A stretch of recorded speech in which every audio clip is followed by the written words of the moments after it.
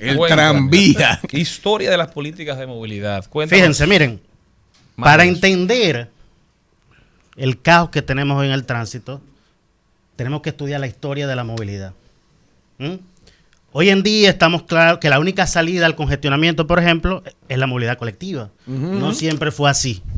Sin embargo, hay gente brillante que desde un principio tenía estas nociones sobre la movilidad. Por ejemplo, algo que a mí me sorprendió la primera vez que lo leí es que ustedes saben cuándo y quién diseñó el primer sistema de transporte colectivo. Blaise Pascal, en 1662. Pascal, el francés. El padre de la calculadora mecánica. Sí, Pascal. En un siglo antes de la Revolución Industrial. Pero era un sistema movido por caballos y carretas, pero tenían horario, tarifa en Francia. Al final no funcionó porque solo suplía para la mitad de la demanda del transporte de la ciudad de esa época. Pero ya un siglo antes de la Revolución Industrial, este hombre brillante, que lo conocemos por sus tratados matemáticos y filosóficos, sabía que para poder desarrollar una ciudad tú tienes que resolver el problema de desplazamiento de su gente y de su mercancía. Un siglo después, como decía, viene la Revolución Industrial, aprendemos a transformar energía calórica en energía mecánica y nos liberamos de la limitación de la fuerza animal. Todavía hoy en día, cuando hablamos de la potencia de un motor, de un vehículo de motor, hablamos de caballos de fuerza. Por ese vínculo que teníamos con la fuerza animal. Entonces, a partir de aquí empiezan, y voy a hablar de las políticas de movilidad, no necesariamente en orden cronológico, pero sí lógico, porque muchas de estas políticas todavía hoy en día se practican, o una combinación de estas. Pero a partir de la Revolución Industrial, que empezamos a desarrollar las locomotoras, los barcos de vapor, luego aparece el motor de combustión interna y la masificación del uso del automóvil. A partir de ahí, entonces, caemos en una trampa. Y es que priorizamos las políticas de infraestructura, construir y ampliar calles y avenidas. Y puentes. Esto a pesar de que la primera locomotora se puso en funcionamiento para el servicio público a inicios del siglo XIX.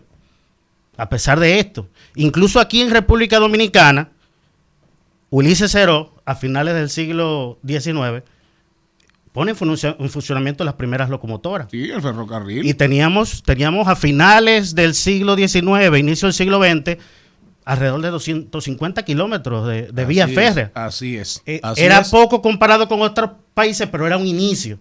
Irónicamente, un dictador empieza los ferrocarriles menos de un siglo después que se pusiera en Gran Bretaña en funcionamiento la primera locomotora, y otro dictador entonces la desmantela. Los historiadores coinciden en que Trujillo quería mantener una concentración del poder aquí. Entonces, a partir de mediados del siglo XX, sobre todo después de la Segunda Guerra Mundial, la política que se favoreció en República Dominicana fue la de creación de carreteras y calles y la importación de vehículos. Hasta el sol de hoy todavía se de vehículos individuales. De vehículos individuales. O sea, darle una solución individual a un problema colectivo, a pesar de que Blaise Pascal lo vio en el siglo XVII.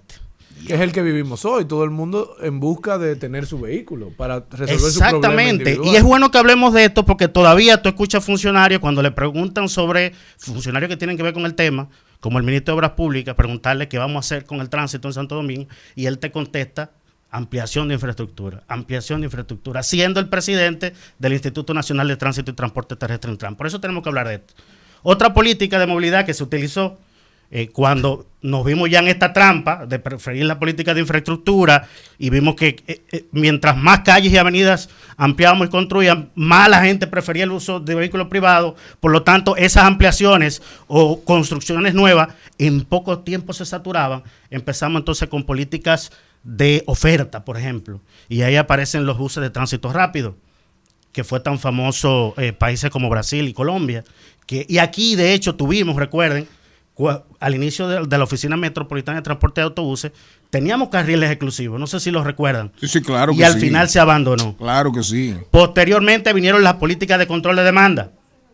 En México, por ejemplo, había un día para que los vehículos impar, como me decía mi amigo Charlín un día aquí, Y eso no funcionó porque la gente empezó a comprarse otro vehículo. Y el otro vehículo era más viejo que el principal y contaminaba más. Están también las políticas, y ya nos acercamos a los tiempos modernos, están las políticas también de ordenamiento territorial. No es posible que todo esté concentrado en 2 o 3 áreas de la ciudad. Por ejemplo, antes de la pandemia, un par de años antes de la pandemia, el gobierno dominicano inició un programa interesantísimo de los .gov, que era descentralizar los servicios públicos y todo, y se le ha dado continuidad después del cambio de gobierno, que es que la gente, por ejemplo, la gente de la zona oriental no tenga que cruzar el Distrito Nacional a adquirir ciertos servicios y productos. Posteriormente vienen las políticas de movilidad sostenible, que es que, como su mismo nombre lo dice, era insostenible seguir como vivíamos y teníamos que empezar en manera más inteligente para desplazarnos, que pudiera no solo representar un ahorro de tiempo y dinero, sino también menos contaminación al medio ambiente a propósito del cambio climático y estos calores que están haciendo, señores. Yo llegué sudado aquí, yo no sé si el clima sabe que ya estamos en octubre. Y por último, y lo más moderno que hay en materia de políticas públicas, que ha integrado todo esto que yo he dicho, o lo mejor de todo lo que yo he dicho, son las políticas de movilidad inteligente, que es utilizar la misma filosofía de la movilidad sostenible, utilizando la tecnología. Y ya en República Dominicana estamos viendo como, por ejemplo, se invirtieron recientemente más de 1.300 millones de pesos para instalar cámaras y sensores en todo Santo Domingo. Yo apuesto mucho a ese programa porque de hecho se intentó, o fui parte de un intento en el 2019 de la ampliación y mejora del Centro de Control de Tráfico de Santo Domingo, que es que saquemos a los AMEDES debajo de los semáforos y que se controle el tráfico en tiempo real a través de tecnología. Yo tengo la solución para los problemas del tránsito de este país. ¿Cuál? Oye, lo que pasó. Tú sabes que uno está aspirando a diputado ahora. Sí. Entonces yo en mi guagua puse un letrero con mi cara. Un abuso suyo es. Entonces, ya yo cada vez que voy a por un huevo manejando, lo pienso 2 veces. ¿Por qué? Porque le quité el aspecto El anonimato. del anonimato, que es lo que a nosotros los conductores nos da a veces digamos, el indicio o el empuje para hacer cosas que sabemos que están mal, pero que la vemos como cositas simples, pero que pueden tener efecto mariposa negativo en todo el tránsito. Entonces, yo como sé que ahora mi vehículo está identificado y ligado directamente a mi persona, que es lo que pasa cuando uno anda en la calle. Por eso uno, cuando tenga un centro comercial, se maneja como una persona decente también, porque le interesa que los demás lo perciban como lo mismo. Uno, si tú estás identificado, obviamente hay un tema con la seguridad, eso no es posible, pero por estar identificado somos mejores. ¿Por qué? Porque tenemos que rendir cuenta. ¿Y qué tú le dices a lo del pedido ya? Que tienen su cara y hacen desastre. Bueno, porque no tienen el respeto debido por la marca, pero los entonces, conductores. que pero cuando usted tiene un sentido de afiliación con una entidad sin importar si y usted anda representado, usted se comporta. Mira lo que le hicieron a una presentadora que le tiraron el Esos carro son notch, arriba. eso es economía del comportamiento. Sí, eso se ha estudiado científicamente, te lo había dicho. Un El muy tema buen del insight. anonimato. A una presentadora. Le tiraron un ¿Y carro. quién se lo tiró? Anelfa, vi que publicó La de Fuego a la Baratán. Lata. Que ¿Anelfa quién es? Núñez. Nelfa Núñez. y le tiraron un carro arriba y ella estaba parada. Entrando la ropa de la lavandería.